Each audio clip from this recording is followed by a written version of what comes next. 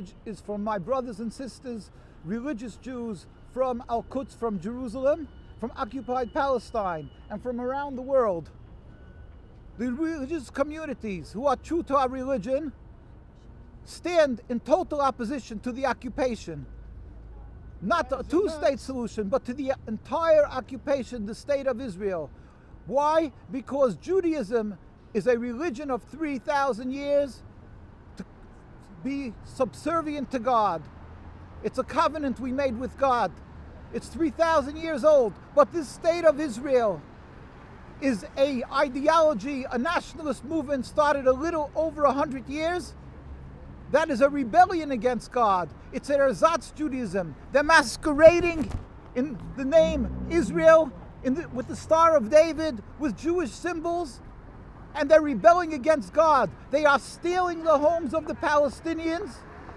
They are trampling on the words of the Torah that forbids Jews to make their own sovereignty since the destruction of the temple 2,000 years ago. This is a fact, and in fact, our rabbis in Palestine. Well, we are here outside of the White House in Washington, D.C. today while Benjamin Netanyahu, the Prime Minister of Israel, is invited here when President Trump is proposing his deal of the century. And we are here to say, first of all, that Benjamin Netanyahu does not represent the Jewish people. Neither does he represent the Jewish religion. We are talking about a state of Israel which is it's total criminal, it's in total violation of Judaism. The idea of creating a sovereign state for Jews is forbidden according to Judaism.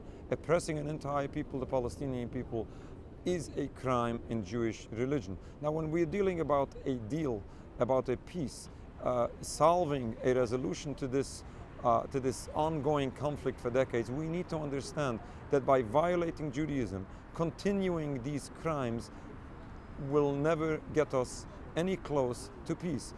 As Jewish people, we are promoting, and we are basically promoting a deal, a peace, which is only through justice and through following God's word. And that is the peaceful dismantlement of the entire state of Israel.